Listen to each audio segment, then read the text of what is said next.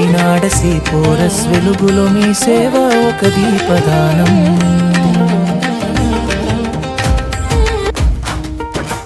అడుగు అడుగున అండగా అగ్రతలో మీ బలం. సంకల్పంతో సాగిన దారి సాధనలో మీ గౌరవం. కష్టమే వచ్చినా నిలిచారు నమ్మకమే మీ నడక. సౌమ్యంగా మీరు చూపిన తీరు సంస్థకు ఒక దిక్సూచి. ఘన సన్మానం మీకే, ఘన సన్మానం మీకే. మీ నాయకత్వం చిరస్థాయిగా మా గుండెల్లో మీరే. పదవీ విరమణ శుభాకాంక్షలు, పదవీ విరమణ శుభాకాంక్షలు. మీ సేవల జ్ఞాపకం మాకు చిరునవ్వే.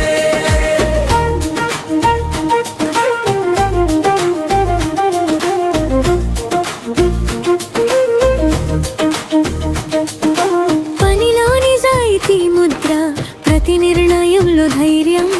ముందుకు నడిపిన మీ మాట మాకెంతో నేర్పిన ధైర్యం. కాకినాడ తీరపు గాలిలా మీ పేరు నిలిచిపోతుంది.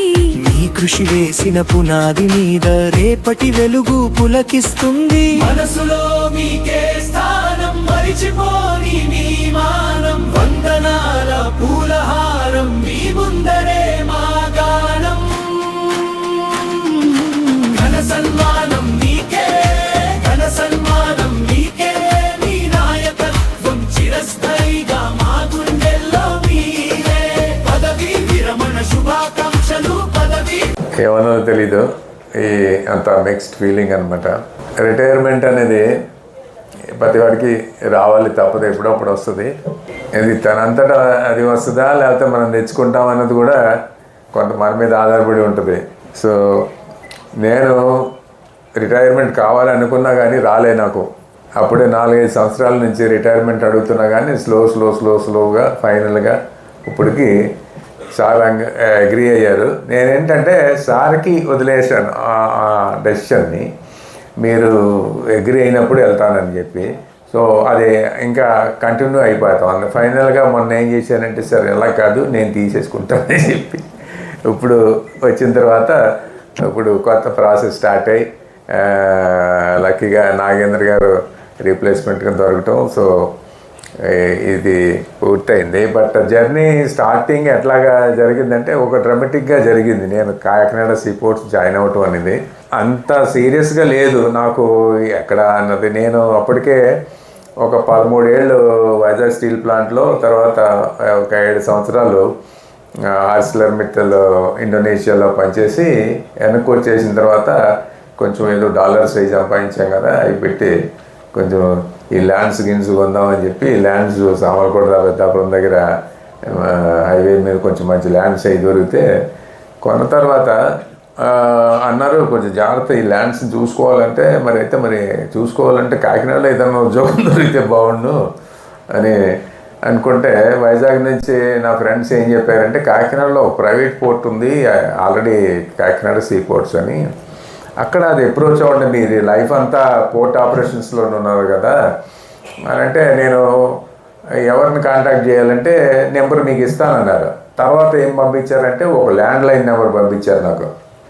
ఇది ఒక ల్యాండ్ లైన్ పంపించారు. ఇప్పుడు దీనికి అని సరే ఫోన్ చేశాను. ఎవరు ఆ ల్యాండ్ లైన్ డాక్టర్ శ్రీనివాస్ గారు, ఆయన నెంబర్ పంపిస్తే ఆ నెంబర్కి ఫోన్ చేశాను. నేను ఫోన్ చేసి నేను సో అని ఇంట్రడ్యూస్ చేసుకుందాం అని మొత్తం డైలాగులన్నా ప్రిపేర్ చేసుకుని అంతా ఉండేటప్పటికి లేడీ ఎత్తారు. ఎత్తి ఇలాగ డాక్టర్ శ్రీనివాస్ గారి కోసం అంటే నా పేరు మురళీధర్, నేను ఇలాగ ఇండోనేషియా నుంచి రీసెంట్గా వచ్చేసాను వెనక్కి అని చెప్పే లోపల ఆవిడన్నారు, ఇది డాక్టర్ శ్రీనివాస్ గారి నెంబర్ కాదే అన్నారు. అమ్మా ఇదేంట్రా బాబు, ఇంత డైలాగులు రెడీ చేసి పెట్టుకున్నాను నేను, ఇప్పుడు శ్రీనివాస్ గారి నెంబర్ కాదంటారు. సారీ చాలా సారీ అండి మిమ్మల్ని డిస్టర్బ్ చేసినందుకు అని పెట్టేపోతుంటే ఒక్క నిమిషం ఆగండి అన్నప్పుడు ఆగా. ఇప్పుడు రాసుకోండి డాక్టర్ శ్రీనివాస్ గారి నెంబర్ అన్నారు. నేను ఎవరింటికో వెళ్ళిపోయింది అనుకున్నా, అది డాక్టర్ శ్రీనివాస్ గారి నెంబర్ ఇచ్చారు. నేను ఆయనతో మాట్లాడిన వెంటనే ఆయన అన్నారు, అర్జెంటుగా CV పంపించండి, ఆల్రెడీ ఒక ఆయన్ని మేము ఫైనలైజ్ చేసేసుకున్నాము అక్కడ పొజిషన్కి, మీరు ఒకసారి అర్జెంట్గా పంపించండి అన్నాడు. నేను సీవీ పంపించాను, ఆయన చెప్పిన దానికి ఈమెయిల్లో పంపించాను. నాకు అప్పటికే సీవీ లేదు నా దగ్గర, అప్పటికప్పుడు తయారు చేసుకుని ఏదో సీవీ పంపించాను. ఇంతకీ ఆ డాక్టర్ శ్రీనివాస్ గారి నెంబర్ ఇచ్చిన లేడీ ఎవరంటే మన నవత మేడం గారు, కేవీ రావు గారి ఇంటి నెంబర్ అనమాట అది. సో కేవీ రావు గారి ఇంటికి వెళ్ళింది ఆ ఫోన్. అప్పుడు కేవీ రావు గారు అంత యాక్టివ్గా లేరు, ఆయన I was behind the scene. ముందంతా డాక్టర్ శ్రీనివాస్ గారు ఉంటా ఉన్నారు. సో నేను ఇందులో జాయిన్ అవ్వడానికి అతి ముఖ్య కారణం నవత గారనే చెప్తాను ఈ రోజుకి. ఎందుకంటే ఆవిడ సింపుల్గా ఫోన్ పెట్టేయచ్చు, రాంగ్ నెంబర్ చేసే ఈయన ఎవరో అని. నేను ఫోన్ పెట్టేయకుండా ఒక్క నిమిషం ఆగండి అని చెప్పి ఆ నెంబర్ ఇచ్చారు. నేను అంత సీరియస్గా కూడా లేను, ఏదో జాబ్ గురించి ఎక్కడో ఒకటి వస్తుందిలే చూద్దాంలే అని. అసలు కాకినాడ పోర్ట్ అంటే ఏముంటుందో తెలియదు, ఆ జాబ్ కూడా ఏంటో కూడా తెలీదు. ఆ పరిస్థితిలో జాయిన్ అవ్వటం, నేనేమనుకున్నా అంటే హైదరాబాద్ ఆఫీస్లోనే ఉంటాను, ఎందుకంటే అబ్బాయి ఎడ్యుకేషను ఇవన్నీ హైదరాబాద్లో నడుస్తున్నాయని చెప్పి హైదరాబాద్లోనే ఉంటాను అనుకున్నా. ఆయన ఏమన్నారంటే ఒకసారి కాకినాడ చూసి వచ్చిన తర్వాత చెప్పు, నాకు కాకినాడలో ఉందాం అనుకుంటే కనుక నేను కాకినాడలో పంపిస్తాను. కాకినాడ విజిట్కి వచ్చాను, ఇక్కడ గెస్ట్ హౌస్లో ఉండి చూసిన తర్వాత ఎలాగో మన మైండ్లో కాకినాడ కూడా ఉంది లోపల. కాకినాడ వస్తే ఇక్కడ కాస్త మనం మరి ల్యాండ్స్ ఉన్నాయి కదా, అవి చూసుకోవచ్చు అన్నట్టుగా లోపల ఉండింది. కానీ వచ్చిన తర్వాత నాకు ఈ పోర్టు జాబ్ అంటే ఆల్వేస్ మై లైకింగ్ జాబ్. నేను ఎప్పుడు కూడా ఈ all the 42 years of working I liked what I was doing.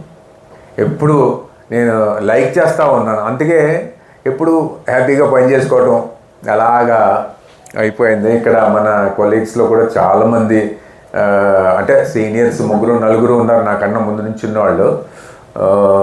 MVS Rangarao, Muralikrishna, ఇలా మాకంటే ముందు నుంచి ఉన్నారు. బట్ మోస్ట్ ఆఫ్ ది మిగిలిన సీనియర్స్లో చాలామందికి అపాయింట్మెంట్ లెటర్స్ నేనే సంతకం పెట్టాను. సో వాళ్ళు కూడా రిటైర్ అయిపోయి స్టేజ్ వచ్చేసింది. అయినా సరే నేను రిటైర్ అవ్వకుండా కూర్చోవడం కూడా నాకు ఎంప్రెసింగ్గా ఉండింది కొంత. But anyhow it's a wonderful journey. నాకు ఒక కేఎస్పిఎల్ అనేది ఒక నాకు సొంత ఇల్లాగా అయిపోయింది. అంతా ఫ్యామిలీ అయిపోయారు నాకు అందరూ. ఇప్పుడు నా వైఫ్ ఈరోజు ఈ ఫంక్షన్కి రాకపోవడానికి కూడా కారణం, she is quite emotional about lot of people got connected to her also and she feels it is a kind of a family.